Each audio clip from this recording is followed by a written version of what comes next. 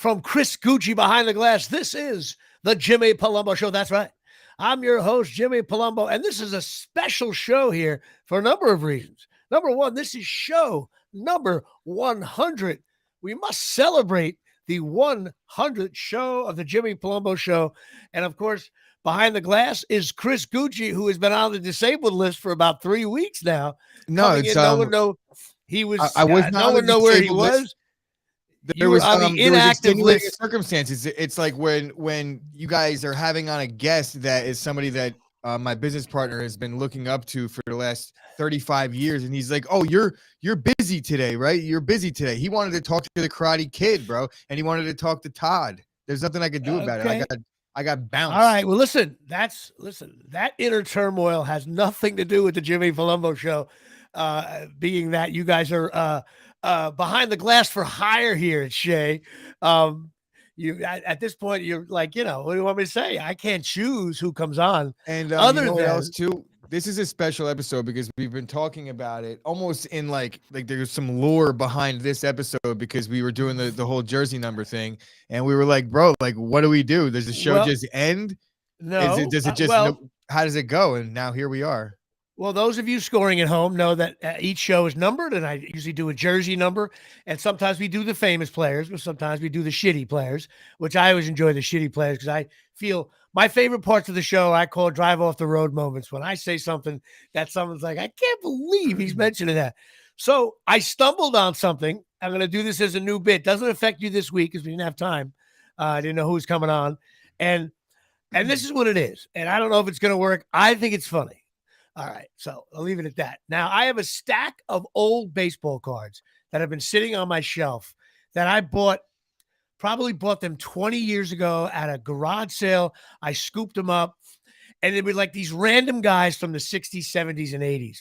And I was like, the other day, I looked at them. I was like, look at these players. Like, these are nobody knows who these guys are, but yet you do know who they are. They're not completely, let's face it, Major League Baseball players. There's, everybody knows 10% of them. There's tons of guys at the end of the roster that nobody knows on like the Reds right now or the Mariners that you or I, even you guys don't even know. But there's players in there. You're like, I remember that guy, like blah, blah, blah. So the guy who was on the top made me laugh. And I'm like, I got to do him. And there's reasons. So I'm going to hold up his card. His name is George Scott. Now, do you remember him? Way before. Do I know, Jimmy? I don't remember him. Maybe he was like a bench coach or hitting coach. He never managed in the big leagues. He was a first baseman with the Red Sox and Milwaukee, Kansas City, and the Yankees, believe it or not. And he was a good player. He was a big, stocky guy, awesome first baseman. He won 8 Gold Gloves. And the funny thing is, his name is George Scott, right? One of my favorite actors from the old days is George C. Scott from Patton and all that. Turns out that George Scott, the baseball player, his middle name is Charles. So he's also a George C. Scott, which no, I don't think anybody who knows who George Scott, the baseball player, is, no way thinks that he has the same initials as George C. Scott, the guy who won the Academy Award for Patton. Anyway, this guy, the reason why it makes me laugh is because I always knew who he was, and he was one of those baseball cards. I probably have 4 or 5 of these over the years, which I lost all of them. I think this is a natural transition into this form of a segment because there's been some rumblings, or there has been a podcast in the past called, do you remember that guy? And it revolved around Yankees and Mets. I love the idea of opening it up and going completely all over baseball because it's face it, this is a nationwide show here. This is, this is on the national stage.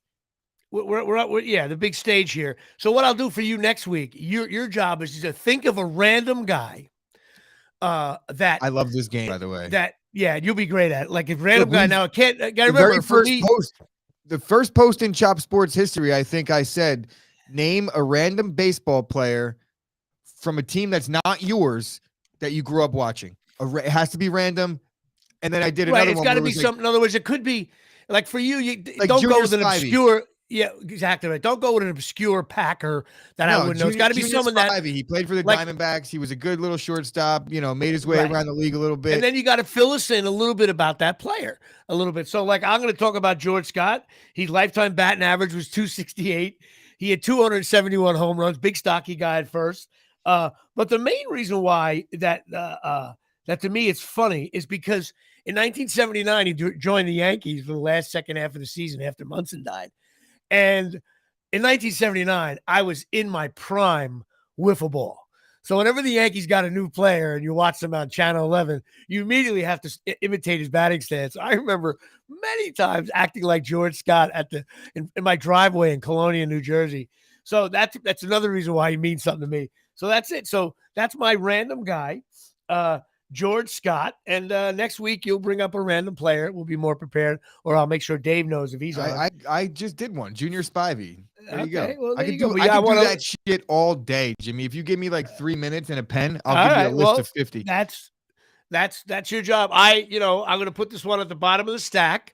I got a pretty big stack here, so I know we could do this for a while. Some of the guys are some of them are maybe a little unknown, but I'm going to do a thing where there's going to be, I'm only going to say a guy that has an interesting nickname for the first 30 episodes, and I'm going to try and get you to guess the nickname.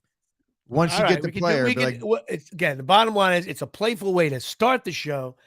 And of course, now that we've done that, and we're always going to do the Patreon number thing. And of course, the streak has ended. Of course, Chris comes back on the show and the streak dies at 24. Some say I hit the ball hard, all that 4 at-bats. But every week we were adding to the Patreon. But of course, we die on the vine at number 24.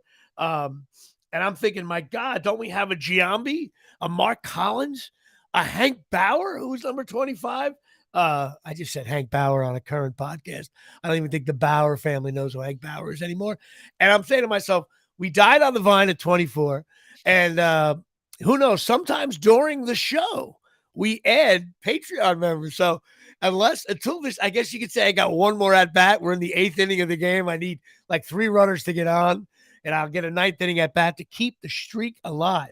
So my 24 Patreon members are as follows: Alex Stetson, Ramsey's Finest, my sister Mary Eileen, Big Mike George DeMosi from Colonia, my mom, my cousin Joey, Rob Pastor, Kappa Sig from the 80s getting involved here. Also a huge Rutgers fan.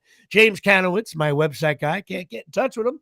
Jimmy Riccardi, nephew. John Henry Riccardi, nephew. Eric Palumbo getting married in November, nephew.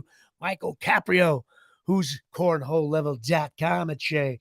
Frank Palumbo, my brother, who's involved in many ways in my career. Darryl Clark from LSU. He had a shitty end to his whole world. Greg Casalino, Mike Shecky, Dolphin fan lawyer. Dave Ben, went to school 16 years. Pat Volkamer, the worst poster on your Chop Sports there, but I still laugh at all his posts. Martin Walsack, Michael Deege, also known as Alphonse from Beer League. Janine Michaud, currently skiing in Keystone, Colorado. Of course, she's of absolute eyewear fame.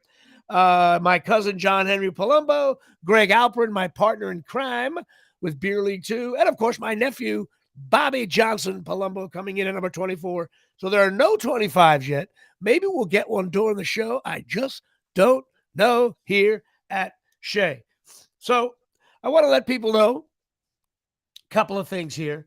Number one, please go on Instagram and sign up for this Beer League 2 site. Also, YouTube, Beer League 2. I really need to, we're going to start posting stuff now, to get the promotion ball rolling, especially in the next 6 weeks. The first episode will drop on March 30th, which is opening day of baseball, which ought to be fun. And I'm going to be dropping some Johnny Trino stuff. But we need people to follow on Beer League 2 on Facebook and Instagram and LinkedIn and wherever the hell else you get your crap from. It's all going to be there. So that's going to be a big promotion coming up now. So this is show number 100. I got to thank a lot of people. Number one, thanks to Dave and Chris for being supportive over the first 100 weeks, I guess.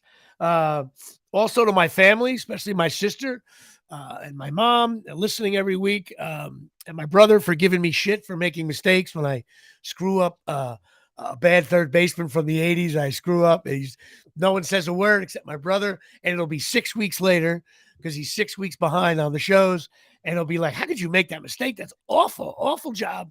He's up my ass about it, which is funny. He's in Israel right now on vacation. My sister, of course, is in Keystone, Colorado, skiing with some other members of my family. But I got to thank Ralph Macchio and Artie Lang and Scott Farrell and Mark Wahlberg and Mark DiCarlo, Dominic Lombardozzi, of course, Nicole Payon, director, coming on. Janine and Craig Michaud, Absolute Eyewear. They've been with me from the very beginning. ChasingMiracles.com. Donna and Tommy have always believed in me, even when I was a fledgling actor 30 years ago, however long that was. Mike Caprio, of course, my second baseman for cornholelevel.com. And, listen, I've had some cool guests, and we're still doing the show. I think the show is evolving, and hopefully I'm getting a little better at it, the technology. I know I look clearer now because I did something with my phone. Yeah. I don't know if you know, there's a new thing with, do you know the new thing with the phones now? Yeah, like every single time I've logged on to StreamYard or Restream for the past like 6 months, it says, do you want to just use your phone? And I'm always like, get out of my face, because I'm always in a rush. I'm going to click yes the next time, because you have to right now make sure I'm dealing with, I want to wipe down my camera so bad, but we're live, so I'm going to wait. But like, it's all I see is like my thumbprint. But we'll you're all right. You're all right. But still, I'm getting better at it, but I still got a ways to go. Now, and I thank you guys for this. It's been a nice little run here, and hopefully things are going to evolve. Of course, I'm going to be, doing some Beer League 2 stuff, and I'm hoping that goes to the stratosphere and turns in this to maybe a place to all things Beer League maybe as well. I don't know. We'll see. The public will decide as you get even blurrier, which is funny. I know. As I said that, I'm like, I swear I didn't touch it. I feel like I'm in a bad episode of Barnaby Jones now from the 80s, and you're now getting blurrier. It's like the flashback. When did you meet Chris Gucci? Anyway, of course, if you're on the Apple podcast, you're going to, what the hell is Joey talking about? Anyway, that being said, now last week, we had a major fumble, but it wasn't my fault. Todd Frazier, I couldn't wait to talk to him about a bunch of cool stuff. Rutgers guy that he is. And unfortunately, he had just tough internet issues, and I couldn't get around him. We did a prep before. It worked, but then it didn't once we went live. But I'm going to bring him back on probably right around the Beer League launch and opening day at Shea. And we'll have him come back on. I don't know how to make his internet better, but maybe he's got a better way of doing it. I'll probably have to ask his wife. His wife will know how to do it better, or his kids. They'll know what to do. But I'm going to have Todd back on, and that ought to be fun. So I apologize for that craziness. Me and Dave had fun with it. Listen, this isn't 60 Minutes here. This isn't I'm getting text saying, dude, wipe down your camera, dude. There's people that are watching and saying, yeah, wipe your camera. You're right. I'm like, no. If I move too much, I think it's a connectivity issue. I don't want to jinx it, but I think we're having a Todd Frazier moment. If you freeze, then, listen, we're having a Todd Frazier moment. That's what we call it, the Todd Frazier, when you freeze. But anyway, so that's it in terms of that. So this show now, first of all, this show, of course, is always sponsored by Absolute Eyewear, 42 Main Street, Woodbridge, New Jersey, 732-326. Eyes, of course. Yes, 732-326-3937. Chris is obviously rusty. He doesn't know what he's doing back there. He's blurry and rusty here at Shea. You got to go see Craig and Johnny, Absolute Eyewear. They're the opticians. They sponsor a bunch of our shows here, including mine, full service optical prescription eyewear. They got prescription sunglasses. They got stuff for the kids. They got a doctor on site. Of course, they have various products for sale, different glasses. Your attention, please. All rise. Ray-Ban, Coach, Ralph Lauren, Jimmy Choo, Silhouette, Michael Kors, Vogue, Maui Jim, Costa Del Mar, and Charles Oakley stops by the store. They got all kinds of discounts. Just say JP Sports, you get a little, mention my show, you get a little $100 discount off a complete pair of glasses. And the best thing about them is, listen, bottom line is they're closed on Wednesdays. Why, Chris? That would be softball day on Wednesday. They're closed on Sundays. Why? That was football Sundays. That's right. This is Jim going alongside Dick Lynch. Football Giants are on the air on Sundays. And the best thing about that place is Craig and Johnny are good people. And when you leave their store with the glasses, okay, you don't feel like a jerk off. And I think that's the only way to shop. I know there's a lot of online things, but let me tell you something. When you go there, they size you, they fit you up, they make sure the glasses fit right. If you buy if you're looking at a pair of glasses that they think looks like shit, they're probably going to tell you. So they know what they're doing. They've been doing it a long time. They're not out to rape you with prices. They have good prices. They have excellent quality stuff. You want to go high end? They got it. You want to go medium priced and you need a pair of glasses, get you going? They got that too. Right by the train station in downtown Woodbridge. So go check that out. Absolute Eyewear getting involved here. So, all right. This is a big week for my Scarlet McKnights. Number one, they came off a big, excuse me, coming off a big win off Michigan State at the Garden. That game, man, I just think the Rutgers fan base has got to slow down a little bit. That game, I watched, I watched a lot of Rutgers basketball, and that game was a very tough fought, sloppy played, a neutral court, really, the Garden, even though there's a lot of Rutgers fans there, but they just missed so many shots. The skill level on offense is tough. But listen, Mulcahy just lit it up at the end of the second half. He was the best player on the court. Who would have ever thought that? And they come through with a big win. Now they head into 2 away games. They're ranked number 24th in the country, and deservedly so. And but they play at Indiana, who's coming off. They beat up Purdue the other night, and then they play at Illinois. These are those 3 schools, Indiana, Illinois, and Rutgers, are even. They're all pretty good, but Rutgers got to go on the road. They're 2-5 on the road this year in Big Ten play. It's tough. And I think they're going to, it's going to be a struggle. Indiana's tough. Indiana's Indiana. We got Moat Mag is hurt. He'll be out for a little bit. So, but it's a 6:30 game on Big Ten Network. And I think a lot of it'll be one of those games where any of you fools that say, oh, Rutgers doesn't deserve to be in the Big Ten. Yeah. Well, why don't you find out what the ratings are going to be tomorrow for the Rutgers-Indiana game at 6:30 on the Big Ten Network? And they're going to go, oh, I know why they're in the Big Ten now. Because when you see how many people watch that game tonight, it's going to be packed. It's funny that they could get a lot of people to watch a game, but they can't get a single fan to go to their football games. That's the problem. I think everybody, when they make that point, they are not even talking about any other sport. Well, listen, it's like the general public is only relating this to football. Well, that's how college sports is. I mean, basketball, everybody talks about how big like March Madness is and everything, but it's comical how March Madness is like a drop in the ocean compared to what NCAA football is. And if you notice now, there's college football on from Wednesday night until Saturday night at 1 a.m. in the morning. But yeah, listen, Rutgers football team has dropped the ball for sure. I like point is, it's like people don't realize how good Rutgers is. National. It's sad, but the funny thing is they do well in the ratings on football too, though, in the TV ratings. So that's why they're in the Big Ten. It was the best move they've ever made.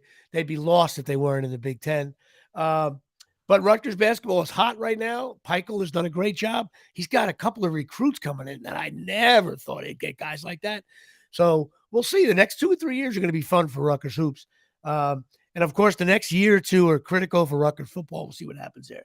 So anyway, which brings us to, there's no more NFL.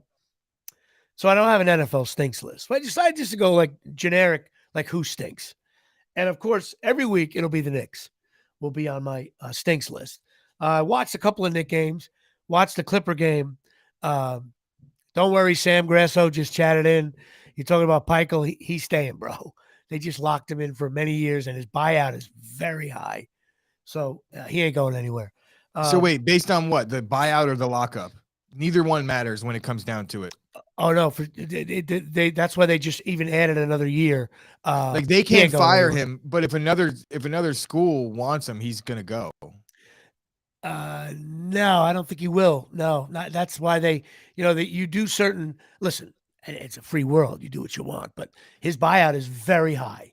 So if Indiana wanted to pay him, he'd go. Yeah. You have to write a check for $15 million and then you got to sign him. So a lot of it's high, man. It's high. And for what? Why would you want to go to Indiana? That's a lateral move. Sorry. I mean, hate to say it, but it's true. I've seen a lot of guys leave programs for what you would consider a lateral move because it's a new job. Well, listen, as the years go by, 5, 6, 7 years, bigger resources and more recruiting, bigger recruiting. It's not there. None of that's there though. Where? Being in the Nowhere? Big Ten. In the Big Ten? No, it's not there. Resources are there. Sam Grasso saying, "What if Texas comes calling?" He won't get. It's not going to happen. Buyouts heavy.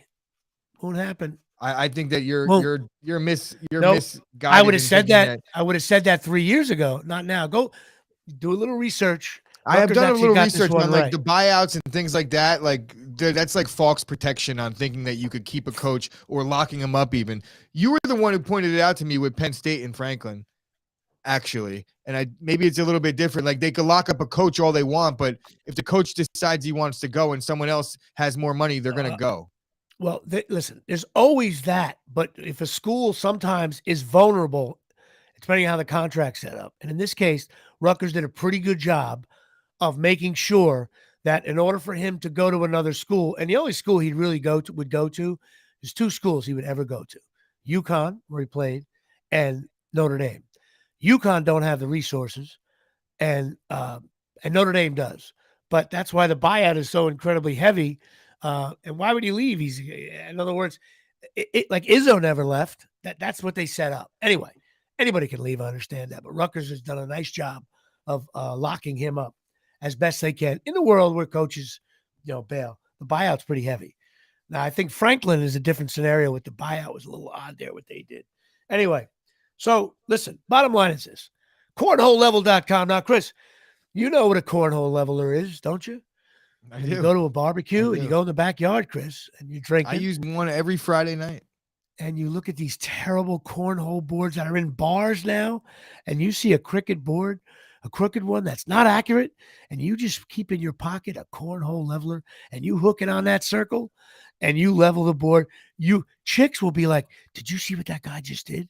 Did you see what he did? He actually made the board level." That guy's name is Chris Gucci. You see that? How cool is he? And for $19.95, you can get your cornhole levelers. If you go to cornholelevel.com, 20% off if you say JP Sports, and you will get a cornhole level. My friend Mike Caprio's thing, these things are awesome. Go check it out. You do not want to be without, especially heading into this summer. Even if again, right away, I only need 25 minutes. I upped it from 20 minutes to 25 minutes. I figured out if I just play cornhole for 25 minutes, I'm in the top 100. If I play for like 3 weekends in a row, I'll be on ESPN wearing a tacky shirt, sponsored. Pickleball, cornhole level, easiest games in the world. But go to cornholelevel.com and get your cornhole levelers. It's awesome. Now, part of my stinks list, of course, I got to say the Knicks. I watched the Knicks games a little bit. They lost a tough one to LA. They came all the way back. The Clippers. Guy hits a 3 at the buzzer to tie it. Oh, it was like a dagger. And then the Knicks shit the bed in overtime. So the Knicks are a 7th seed.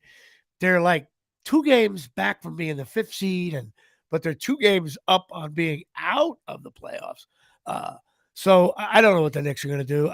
They're just they're the 7th seed, and that's exactly where they should be. I don't think they're better than the 7th seed. I think they deserve maybe to make the playoffs. But I think the Knicks right now, if they're able to stay healthy, they'll make the playoffs.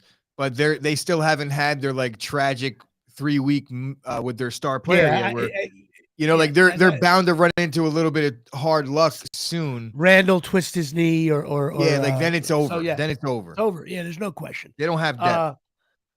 They don't. And I'm starting to get on Thibodeau's coaching. The way he uses players, the guys don't play for weeks on end. Not even 2 minutes. Fournier chopped in 17 the other night. The guy didn't play in 3 weeks. I mean, they're paying this guy $30 million a year, and he doesn't play at all. Like, you tell me, like an NBA bench, a guy like Fournier can't come in and give you 8 minutes somewhere? I mean, Obi Toppin stinks. Anyway, the other stinks guy is to me Kyrie Irving. I don't want to get into how good of a player he is. I don't care. This storyline, I'm so glad, is gone. He's Dallas's problem, soon to be maybe LA's problem. I'm so glad I don't have to read. I'm not even a Net fan. I'm a Knick fan. I just don't want to read about this guy anymore. I don't want to say he's the most overrated player ever because he's a good ball player, but I'm over him. Like, I don't want to read now that he's in Dallas. I'll only read like articles like on ESPN.com on him. Won't be in the paper. Nothing local anymore. The whole Kyrie Irving thing is gone from my life. And I completely love that. Shout out to Jeff Cantor. Hello, Jeffrey, saying holy shit. It's Jimmy on the text thing here, on the chat boards. The other thing is, I got to tell you, is the third. I know. What's your thoughts on Kyrie? I know you think he's a good player. I think Kyrie's a great basketball player. You know, I'm usually on the side of wherever the public is with Kyrie. I'm on the opposite side, and I've been back and forth because I think the media definitely gives him a hard time for a lot of reasons that are not his fault. But then I also think he says some really stupid things at the perfect time as to where he allows them to pile it on. And then you factor in the fact that, like, you know, his team is like worse with him on the court than they are without him on the court. And his postseason record is terrible outside of the one series with LeBron. Well, hang on. You know, like there's a lot. I like Kyrie. Okay, Kyrie Irving won. How many championships in ways. He won? How many championships has he won? Okay. And who did he play with when he won that championship? It was with the Cavs, and they beat the Golden State Warriors. They were down 3-1. It was an amazing. He had a lot of. Look, he had a lot to do with that win. Okay, like, there's no doubt. Who was on the Cavaliers as well? LeBron. Okay, and isn't LeBron the all-time leading scorer and mentioned with Michael Jordan? I agree, but here's the thing: this guy, he's not Batman. He's Robin. I don't care. What are we talking about here? And you know what? Though, like when people doesn't make his teams LeBron, better, people will bash LeBron. And they'll say, "Oh, he had Kyrie," and then they bash Kyrie. They'll say he had LeBron. Yeah, it's like, yeah, LeBron's an awesome player. He's great. Don't you wish Ewing had Robin? Oh, well, listen. If Ewing had Kyrie Irving, Knicks would have won, I think, 9 in a row. I have no doubt about that. So that's my point. I'm not saying Robin's not important, but I don't want to read about Robin every day. So, Robin, take your little mini skirt there and go to Dallas and go deal with that jerk off Shark Tank piece of shit. And then I'm out. Enough with him. But my problem is I'm not talking about his dude. And here's why, though. Here's why I start to feel like I start to be pro Kyrie. It's because you said, you know, I'm tired of reading about him. Rob, and it's like, well, the media, like, he's just doing what he feels like doing. No, but it has nothing to do with his basketball play. I'll read about him scoring 35 points. I'm tired of him reading it. But this is why when you're like, why don't you read the paper? And I'm like, because I don't want to read what they're writing. Well, it's even on the news. It's on the Food Network. The guy's making a souffle, and he's like, "Oh, check out this pepper and onion salad." Oh, by the way, did you see Kyrie Irving? That I would watch. That I would watch. There you go. See that? Anyway, the last thing that stinks on this delayed stinks list show here. Maybe I stink. Well, first of all, by the way, I'm always on this. I'm always on the stinks list. I don't publicly say that. But my friends and family know that Jimmy stinks as well. So I have the Knicks stink. You know what? Stinks. Being sick stinks. Now, Chris, you were, I don't know where the hell you were last week, but I did the show with Todd Frazier, and I picked up my daughter from school, and I got her over to her dance. All of a sudden, I started to feel like shit, and I said, uh-oh. It was that kind of feel like shit, like COVID feel like shit. I said, oh, no way, no way. I did the COVID test. I went in, I bartended on Tuesday nights. Got to come down to the Mason Jar in downtown Mawa, celebrity bartending night. And dude, all of a sudden I started like, uh-oh. I got home at like midnight, dragging ass. Dude, I was out for the count. Wednesday, Thursday, Friday, Saturday. Started to bounce back a little bit Sunday. I'm still not 100%. I went to the doctor. I got no COVID. I've been tested out the wazoo, swabs up my nose, up my ass. I got no flu, no COVID. But I tell you, I don't get sick. Like, I'm 57 years old. I've never been sick for 5 or 6 days. I had COVID. I was sick for 36 hours. Of course, my buddy Jeff Cantor's got COVID, and he's making remarks on here that are inappropriate, but that's okay. I love you anyway, Jeff. But dude, being sick stinks. I was like, I couldn't move. I stayed in bed, and when you live alone, and I battened down the hatches. I was like, then you get tired of being in bed. Awful. I used to hear about people being sick for 5 or 6 days. I'd be like, well, a bunch of pussies. How can you be sick that long? And then all of a sudden the slider. I've been sick for like 14 years straight. Yeah, well, that's true. But you look good though. See, when I'm sick, I look like shit. You always look good. You look like a young fella. I feel like, but listen, you do my show once a month now. There was a time when the Jimmy Palumbo show was a pillar. I was like Bill Cartwright on the Bulls at one point at Chop Sports. Now it's just Jimmy, I'm a figure at the end of the bench. How many shows do you think I do a week for Chop Sports now? Doesn't matter to me. It doesn't affect this me. one. I don't even do we don't even do the daily anymore. That's on Mojo, and like we don't even have. I don't even have a show. I don't even have a show on my own network anymore. Right. That's it. You don't even. So you're not even. You do podcasts. So I like this new strategy. You do podcasts without doing a podcast. That's a great way to go. Yeah. I think I'm going to do that. It's like Dr. Dre wasn't really that good of a rapper, but he's been in the rap game for a long time. There you go. Somehow. All right. Well, I'm going to start calling you Dr. Dre Gucci. All right. So I dragged out this stinks thing, but there's a lot of things that stink in this world. Anyway, another problem I'm having, of the last 3 weeks, I really haven't discussed it. It's a personal issue. Everybody knows I play pickleball, right? And it's another easy game. You know what, dude? I might be wrong about this pickleball thing. I stink now in pickleball. I was playing 3 or 4 times a week, especially in the fall and the summer. I haven't really played that much in the last. I played a little bit indoors now, and I just assumed that I could easily just hop on the court and be fine. Well, the whole world is getting better at pickleball, and I'm not, dude. I'm like, when I tell you, I feel like the kid who scores 35 in high school, and then goes on into college basketball, and it's like I stink now in pickleball. I got beat the other night. Sunday, I played a little bit. I'm getting beat by people that I think stink, and I'm like, this guy's killing me. I'm way better than this guy. I don't know if I'm getting older. Just the last 3 or 4 weeks, pickleball, man. If I would not be in the top 25 at all, I would be like not even also receiving votes. You're not going to make the tournament. I don't think I'm going to make the unless I go on a run of beating like North Carolina, Duke, Purdue, at Texas, at Notre Dame, and at the rack. You're going to take like top 8 in the NIT. Yeah, that's it. I could get bounced in the NIT of pickleball. And for years, I've been telling everybody how easy it is, and I'm good at it. And I think now I stink. And, and everybody's got better. What the hell's going on here? But hopefully, like I said, I've been losing weight. I did not announce my weight yet. I won't on the show until we get a little closer to my show coming up on Avenel, which I'm going to talk about in a minute. But yeah, I have a pickleball problem. I stink, bro.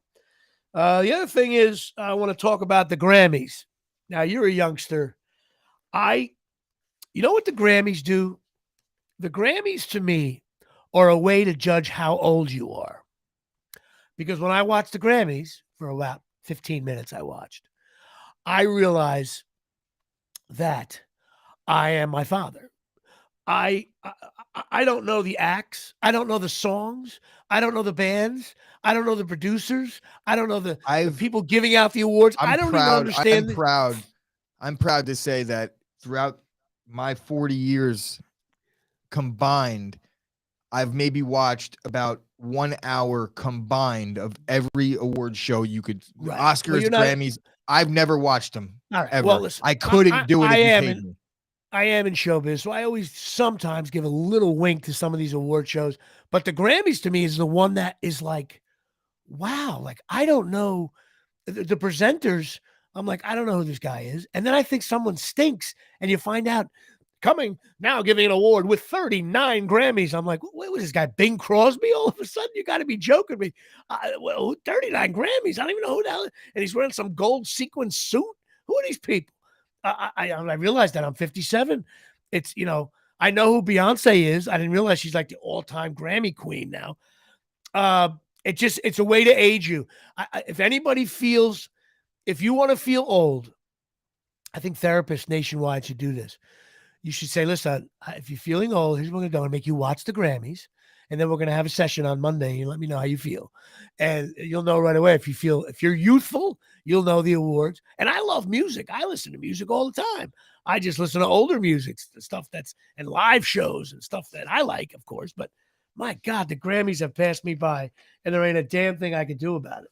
And I don't want to get into the different outfits. It's like, who cares? Chicks look hot, though. Anyway, so this brings us to another fine sponsor here at Shea, ChasingMiracles.com. That's right. Hydration water packs. Give Donna and Tommy a call. ChasingMiracles.com. You got to check these things out. They're the best drink for hydration. It brings water to life, gives you minerals, and all kinds of trace minerals into your water. They're a little package. You drop them in your water bottle, shake it around, drink it. It's awesome for you. Experts agree. Check it out. It's something I use them all the time. I know Chris and his girlfriend have dabbled in it, and they like them. You can also use the sand and put it in soil in your indoor plants and all that good stuff. And I see pictures of your lovely girlfriend online, and she looks great. So that alone, she has this should glow be a about reason. her now ever since she started using the Chasing Miracles. And bro, honestly, I haven't even put it in my little, I have a little indoor weed plant growing, perfectly legal now, of course, a little indoor weed plant growing, and I use that to fertilize it. So I'm really like full circling this. I'm going to try this out. ChasingMiracles.com. Yes, indeed. Even Chris agrees on that. So please go check that out. Now, another cool thing, I don't know, fans out there at Shea, is I have a friend. Well, he's in a band. His name is John Eddie. He was I became friends with him over the years. We had a showbiz connection. I used to go see him, and he's got a new show coming out on Netflix called Agent Elvis, which is about, there was always rumors that Elvis was part of the CAA, and that's why he met with Nixon and trying to find out different things. It's always been this crazy rumor, and so he wrote an animated show. Yeah, he was on tour with the late daughter of Elvis years ago, and he pitched his show, and it's finally coming on the air this year. And I got to give a shout out to John Eddie. You got to listen. This is for the elder people. This guy's music is just awesome. Matthew McConaughey is doing the voice of Elvis. It's going to be a wacky show. And you just root for a guy like John Eddie. He came in like kind of after Bruce on CBS Records, tried to make him a pop star. Didn't work out. But his albums, he's got 3 albums. One is called Who the Hell is John Eddie? One called Same Old Brand New Me, and one called Happily Never After. His music is just awesome. It's his lyrics are witty. His band is fantastic. Country rock kind of flavor. I think it should be way more popular than it is. And he's back going on tour now this year a little bit more after taking time off with COVID and working on this show, which is really cool. And it's just something, you root for a guy like this. And how I met him is always wacky to me. So I'm in LA.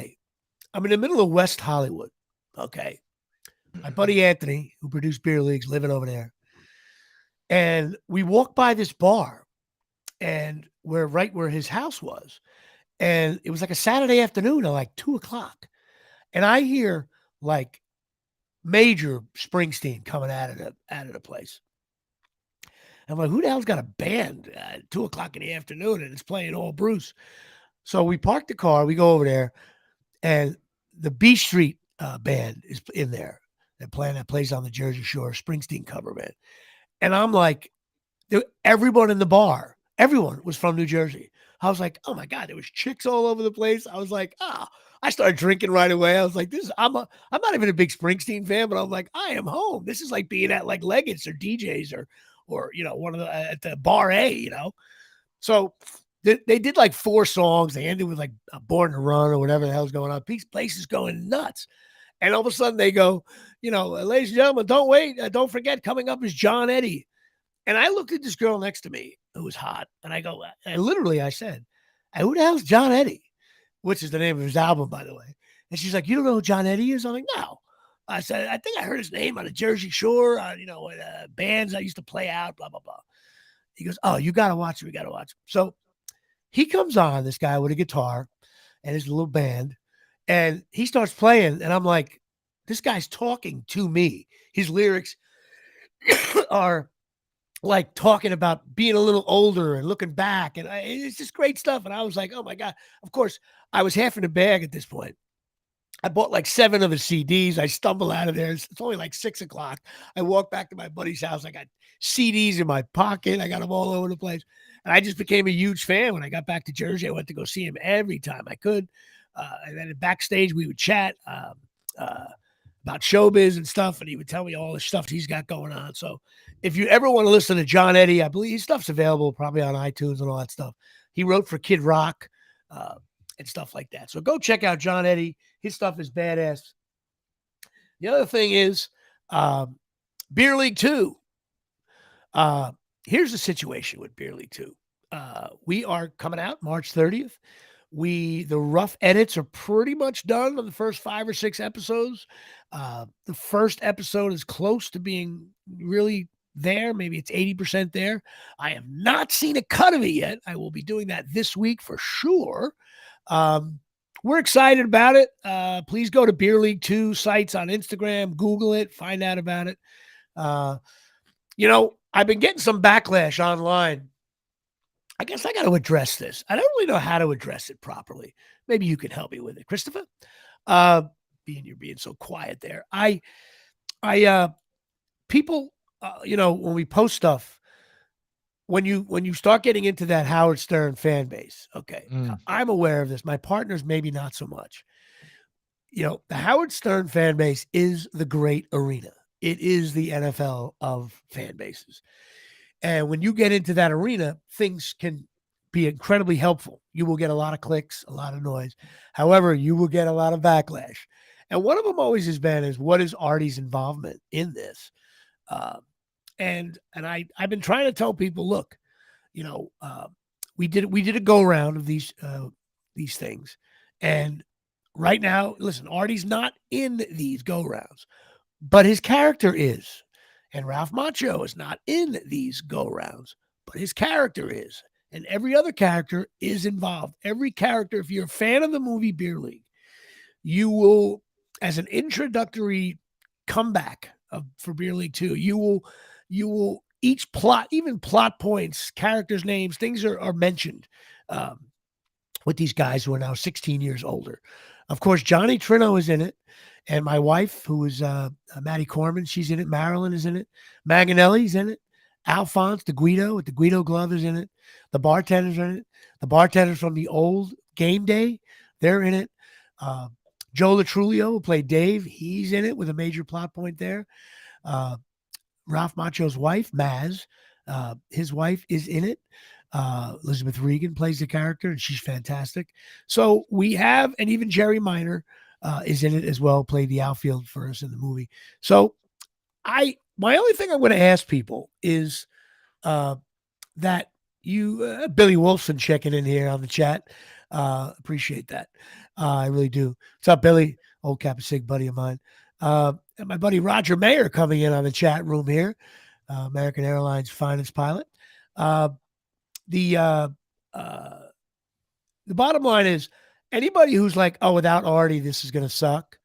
All I'm asking, and it's really just like whenever a team loses their star player and I'm a coach, it's like, hey, guys, you know what? Watch us play a little bit. All I ask is to watch us play. Watch the games a little bit. If you don't like what we're doing, fine. Bail on it. You can tell me to go fuck myself. That's fine. I've been there. But I ask you to give it a shot. I've been trying to address people online by saying, hey, man, just give it a shot. If it's not what you like, if it's not what you think it is. Because in my world, when all's said and done, I believe that Ralph and Artie and Cara Buono from Stranger Things will all be involved in this. That's the goal. That's what we're shooting for. I couldn't wait around for Ralph Macchio and Artie Lang to do this. I've always thought there was room for Beer League 2, even when we started pitching the animation show. This could be the thing that spawns them getting back involved. It's like, oh, I don't know. Like, show me something. And then if you show me something, then I'll clearly get involved because, in Ralph Macchio's case, it's not like he doesn't have some other options. Clearly, the guy's on one of the best shows on TV right now with the whole Karate Kid thing. What is it? The Cobra Kai. And then Artie, everybody that knows about Artie knows that Artie's situation is what it is. And if he was ready to come back, and he would have, and this might be the thing that spawns it. So you never know. You can't, and you we're can't working be on expected to rest on your laurels in no. And listen, everybody knows I love the character I played in that, Johnny Trino in the Batten 706. I sell T-shirts that say it's a funny joke. As a matter of fact, I don't even know if you know this. I put all old videos onto DVDs of just my family stuff, everything. And I just shoved them on. I have to figure out a way to burn them now so you can stream different shit. But the most comical thing is, literally, I must have about 25 at-bats of me playing softball. 25 at-bats on video over the years. And Chris, I kid you not, I either double single or triple in every. There's no recorded outs. It's like, and I knew, and that's what a pain in the ass punching Judy hitter I was. I just discovered one the other day. I was looking up an old video that I did with my buddy Greg Casalino and Mike Ruane called Right on Time. And right before it, where I slapped this rock video we did for, we thought it was going to be on MTV, but we couldn't get it on. There's just a random softball at bat of us at the field. And all of a sudden I take a pitch and I'm like, you know what? Maybe I make out here, slap a base hit and just say over the second baseman said, right away it's a base hit. And I laughed. I'm like, so I love all that, batted 706, tough at with this awful swing I had. I made second baseman look sick over the years. So I think my character's funny. I also think, and this is something I really want to do. Look at Sam Grasso punching Judy hitter. Yeah, I know. I hope you didn't play second base. I made you look like a fool. I was a pain in the ass, Sam. You know that. But I think there's room with this beer league thing. Yes, it's going to be a joke with a lot of jokes and ball breaking. But I also think there's something to be said. And maybe this, not that it lends into pickleball or when you get older, but like a lot of guys, we can't do what we used to do physically, but we still want to get together on a Wednesday night and for 2 hours act like we're 18.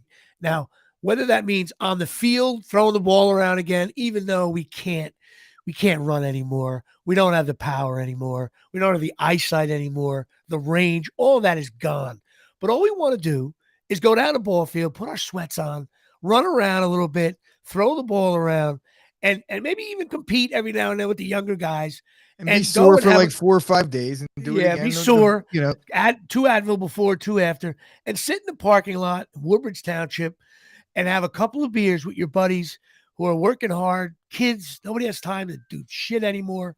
And that's all we really want to do. And I think there's a lot of people that are older now. We're not dead. We just can't do what we used to do, And I think we're going to be tapping into those themes. Softball season for me is like on a Wednesday night and it's like, it might rain. I'm like, well, I kind of hope it rains because, but then when the game is there, it's a whole thing. It's like a to-do. It's like, I got to go this, I got to do that. And then when you get there, it's like, oh, I'm glad. This is why I do this shit. Listen, someone gets thrown at, the ball breaking, someone gets thrown out at third or someone pops up for the third time. It's just, when you walk back to the bench, like if you pop up 3 times in a pitcher, when you walk back to the bench, I'm sitting there, like you're not getting away with it. I also know that like I'm like going to be like annoyed throughout the week because of it. Right. Like, like I have a chance that I'm going to be like slightly bothered about for no reason out of nowhere because I'm thinking about my meaningless 3rd inning softball at bat with like a girl on first base that I couldn't even run past anyway. I played last year and the first 3 games, I was like, hey, wait a minute, Jimmy, you gotta warm up a little bit. Like I was playing right field, a couple of fly balls. I made 1 great catch, but a couple of balls bounced in front of me. I'm like, that should have never. And then I realized, Jimmy, you don't have it anymore to rush in like Dave Winfield and scoop up a ball, catch the ball, throw it in, keep the guy off second kind of deal. But I started to get a little disgusted with myself, and I said, all right. So I finished the season playing much better defensively. But listen, batting, you swing, it's all a mess. But we're not dead, and we can still swing the ball around a little bit. It's fun. It gives you 2 hours. You go to the bar afterwards, and you get to see your friends and find out what they're doing. Who's happy? Who's sad? Who's getting divorced?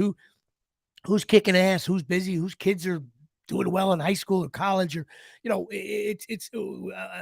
it's a rite of passion. Men like to gather once a week and smoke cigars, drink beer, and eat pizza and talk shit about their wives and girlfriends and not, just get 2 hours of freedom, where you can act like a jerk off for act like you're 19 again. And then you go back home to your lives and you gotta, there's responsibilities. And so we're going to tap into a lot of that, those themes and what am I saying? Rite of passion. I meant to say passage, but I figured I'd let it go.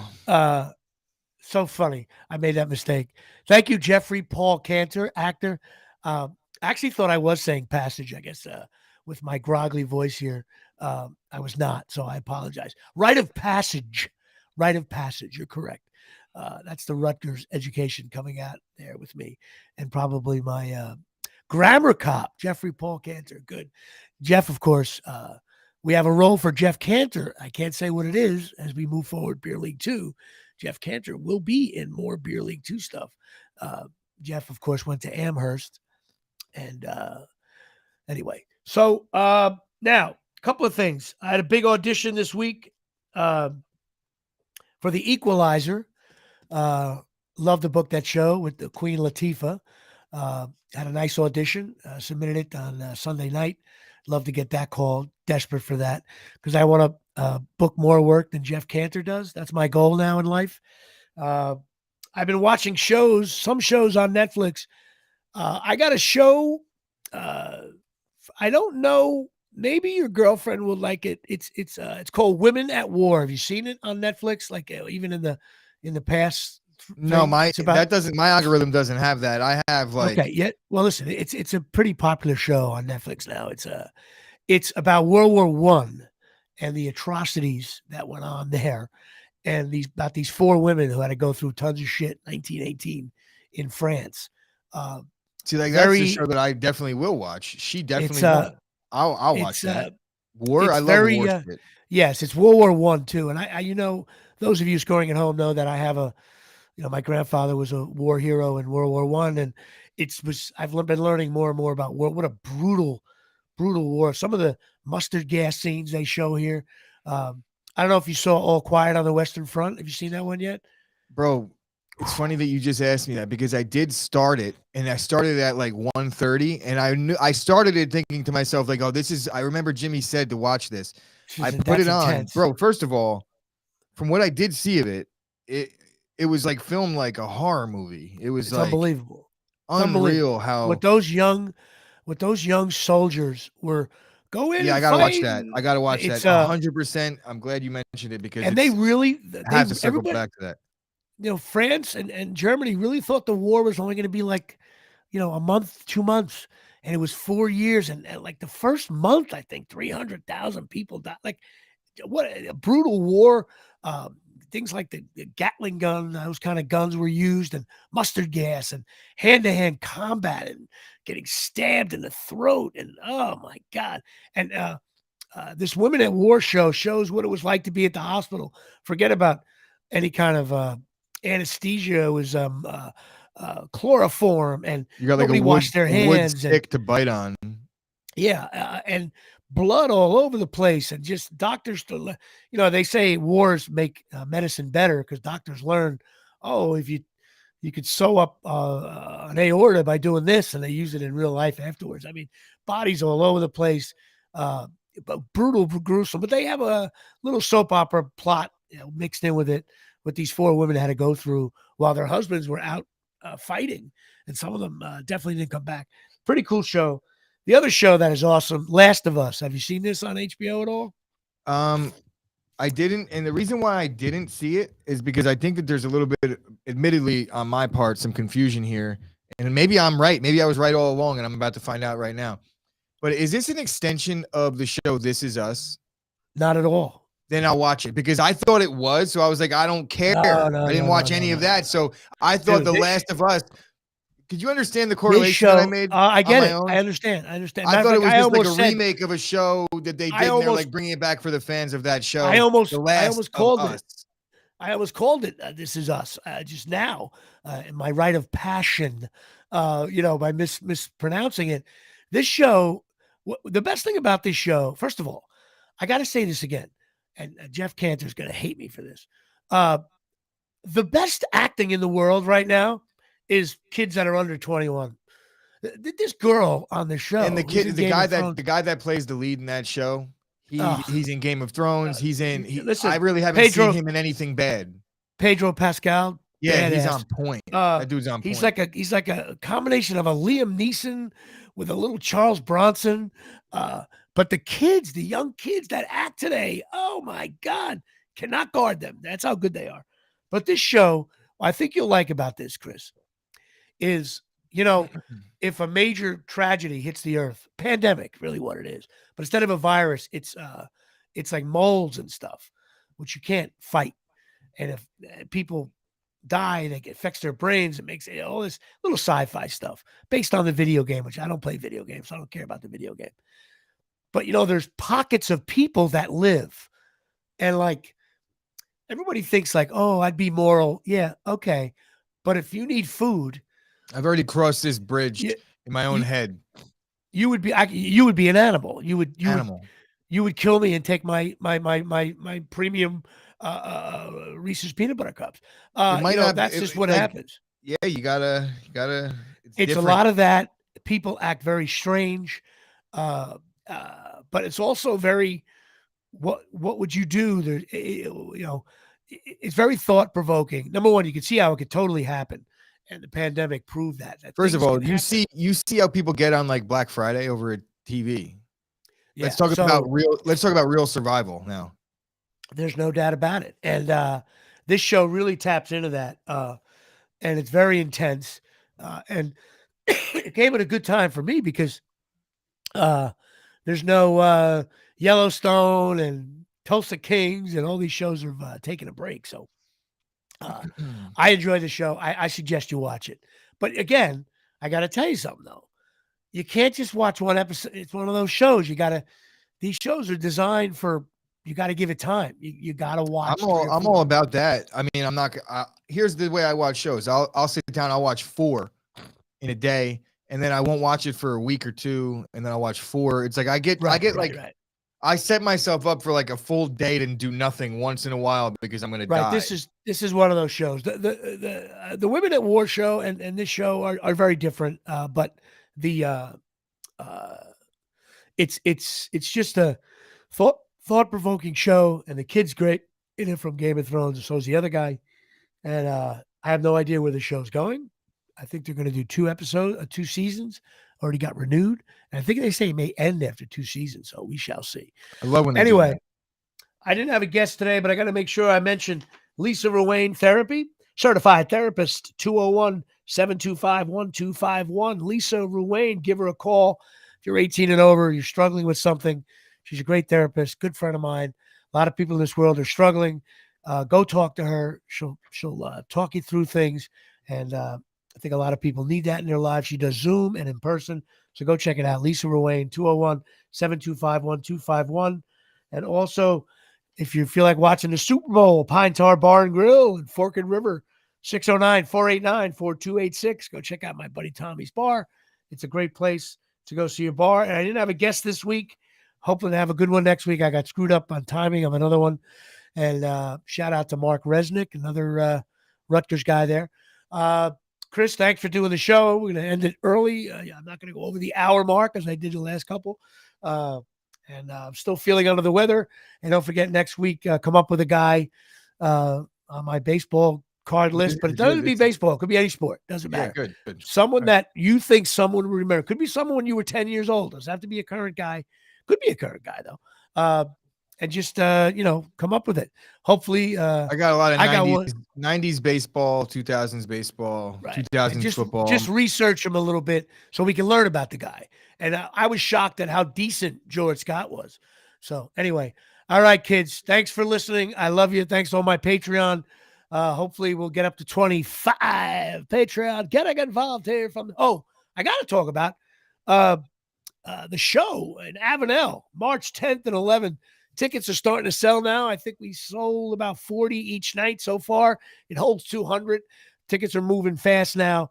All my Colonia peeps, go check it out. It's going to be a fun show. I got great comics on the bill. You get to see me bust balls on Colonia as well as do my material. Hoping to be doing some beer league stuff there. I don't know what we're going to do. We're going to be doing some video stuff, and it should be fun. Maybe I'll get Jeff Cantor to come by and watch me. Really, I'm going to dedicate this show to Jeff Cantor. That's my life goal. He's on the chat board. Obviously, he's got COVID. He's got nothing to do with his life. And I didn't use him for coaching for my Equalizer audition, and he's bitter about that. But March 10th and 11th, Avenel Performing Arts Center. Go check it out. I need you there. Let's have a good Woodbridge, Colonia, Island, Avenel reunion of Colonia people. Hopefully, Chris, you can get there Friday or Saturday night. I think I'll be good to go on this one. And we can have some laughs. We'll do some backstage stuff that we could post and stupid stuff like that. So, all right, everybody, that's it. That's the Jimmy Palumbo Show. I love you, and hopefully I'll see you next week.